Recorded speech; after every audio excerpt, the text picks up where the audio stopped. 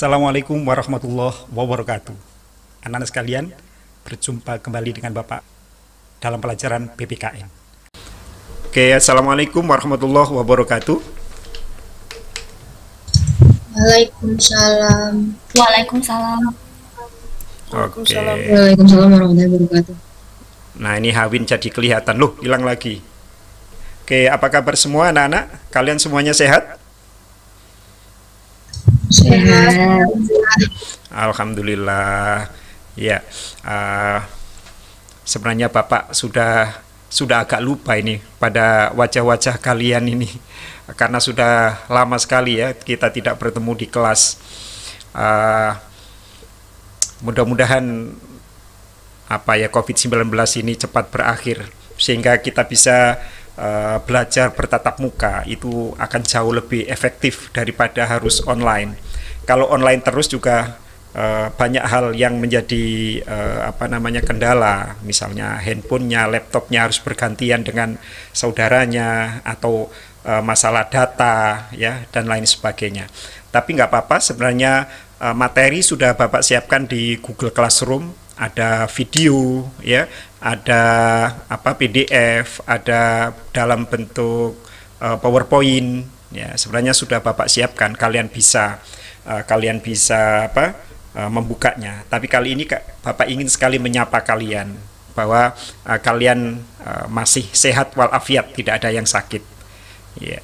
Oke anak sekalian, di materi ini masih tetap di bab 4, di subbab yang kedua kita bicara soal keberagaman dalam masyarakat Indonesia. Ya, di subbab yang ini ada indikatornya keragaman budaya dan keragaman agama di Indonesia. Bapak ingin sedikit saja menjelaskan, setelah itu kalian bisa membuka di Google Classroom sudah Bapak sediakan. Nah, yang pertama adalah keragaman budaya. Di materi yang pertama dulu, anak sekalian, Bapak sudah menjelaskan atau ada materi yang sudah menjelaskan tentang keragaman suku bangsa Indonesia. Masih ingat ya, tentu kalian, di situ Bapak jelaskan bahwa ada berapa macam suku bangsa di Indonesia. Ya, ada 1128 tahun 2010. Dan tahun 2020 ini sudah lebih dari 1.300 suku bangsa dan bisa dikelompokkan menjadi 300 etnik. Ya, cukup banyak itu. Di buku kalian ada itu ya. Nah, anak sekalian, tentu banyaknya suku bangsa ini anak sekalian berdampak kepada banyaknya budaya. Jadi suku bangsa itu akan mempengaruhi budaya, mempengaruhi adat istiadat, ya, dan lain sebagainya. Karena biasanya satu suku bangsa akan memiliki adat tersendiri. Misalnya suku Jawa punya adat Jawa, punya budaya Jawa, betul? Tentu berbeda dengan suku Minang, budayanya juga berbeda. Contohnya, misalnya adat perkawinan Jawa, ada adat perkawinan Minang, ada adat perkawinan Batak, Bugis, Madura, Bali, ya, berbeda-beda semua. Nah, itu terpengaruh oleh ragamnya suku bangsa. Nah, anak sekalian, kalian bisa mempelajarinya. Dan nanti kalian tulis di sini, akan Bapak sediakan di Google Classroom masing-masing misalnya budaya, makanan khas ya, lalu kemudian tari-tarian, lalu kemudian senjata khas daerah, kemudian alat musik ya, pakaian. Nah, di masing-masing suku bangsa berbeda-beda. Nah, di video yang sudah Bapak siapkan di Google Classroom, nanti kalian lihat apa saja, suku apa, pakaiannya bagaimana, alat musiknya apa, lalu kemudian bahasanya apa. Nah, semua sudah Bapak siapkan di situ. Itu tentang budaya dan adat atau adat budaya di masing-masing suku bangsa anak sekalian. Lalu kemudian yang kedua yang kita bahas di materi kali ini adalah keragaman agama dan kepercayaan. Ya, keragaman agama dan kepercayaan. Anak sekalian, di Indonesia tidak hanya agama, tetapi juga ada kepercayaan. Sila ke-1 Pancasila mengatakan ketuhanan yang Maha Esa. Salah satu makna dari sila ke-1 ketuhanan yang Maha Esa itu adalah bahwa warga negara Indonesia, bangsa Indonesia itu wajib percaya pada Tuhan. Wajib hukumnya. Tidak boleh tidak percaya pada Tuhan atau tidak boleh ateis.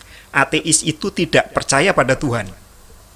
Nah, setelah percaya pada Tuhan, anak-anak sekalian harus memilih di antara dua ini.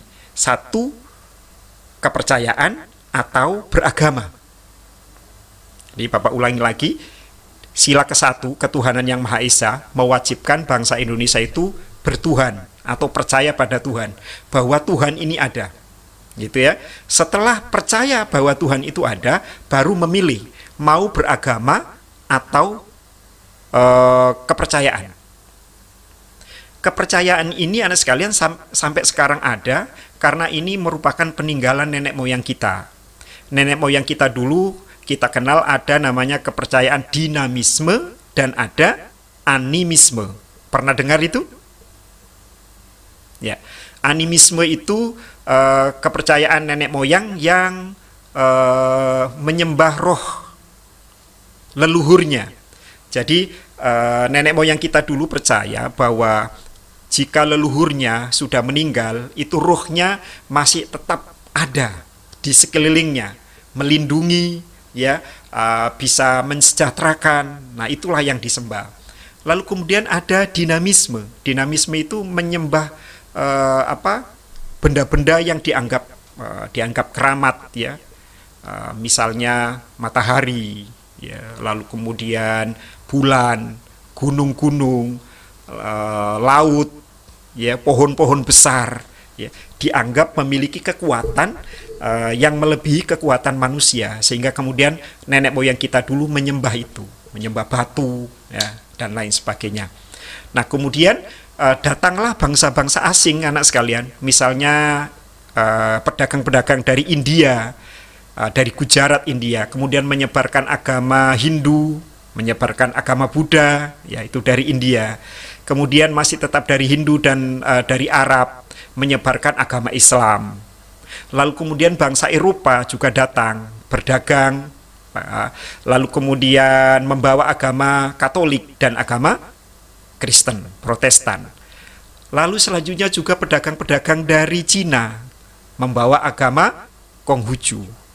Nah, jadi yang semula nenek moyang kita itu percaya animisme dan dinamisme, setelah datangnya bangsa asing berdagang ke Indonesia, mereka kemudian mengenal agama.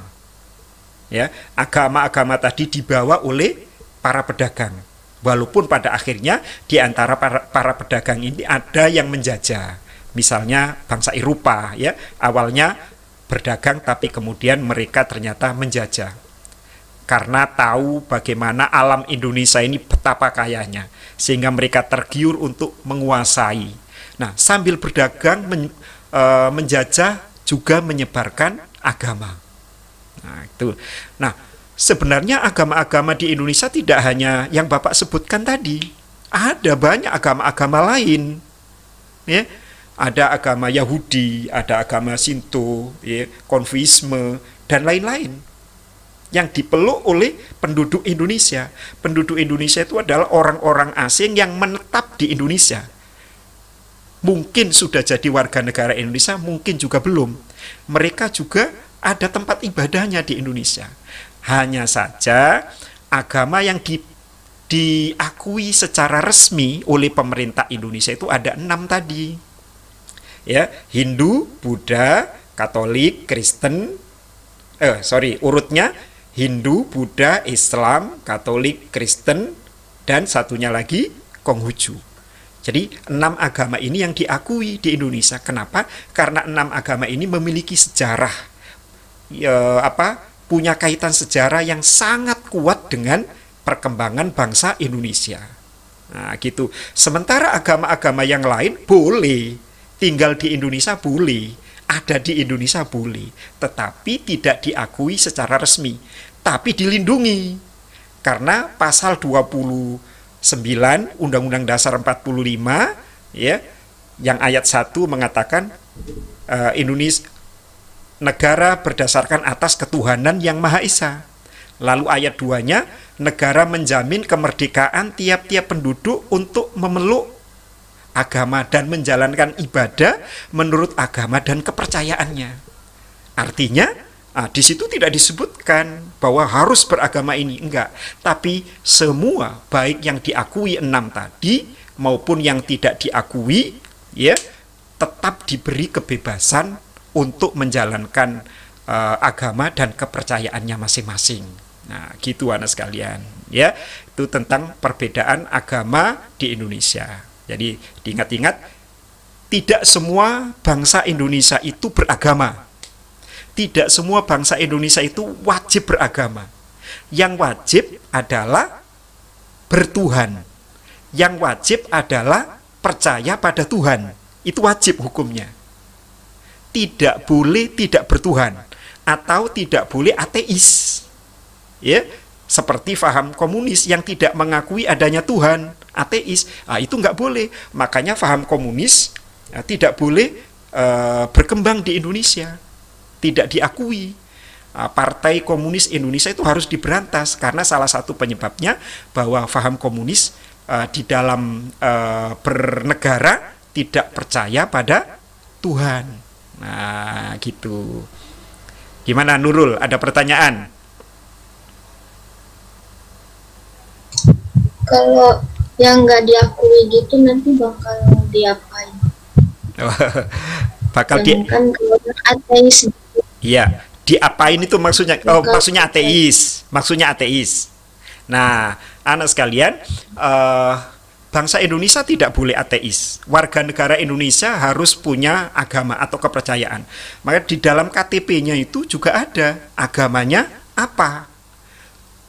Bisa ditulis 6 agama itu atau bisa ditulis kepercayaan. Ya. Nah, bagaimana kalau ateis? Nah, kalau ateis tidak boleh. Ya. Kalau dia mengaku tidak percaya pada Tuhan, maka itu tidak boleh.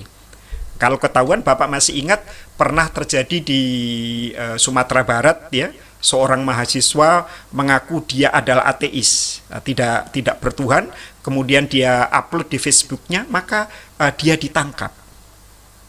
Nah, gitu ya, tidak diperbolehkan tidak bertuhan, karena itu memang sudah menjadi kewajiban sesuai dengan sila ke-1, ketuhanan yang Maha Esa.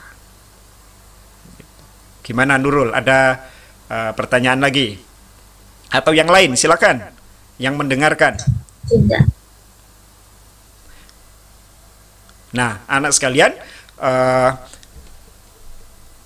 kayaknya cukup saja Bapak menyapa kalian ya untuk hari ini. Selanjutnya kalian bisa langsung membuka Google Classroom kalian. Di situ ada yang sudah Bapak siapkan adalah 5 materi ya. 5 bentuk materi.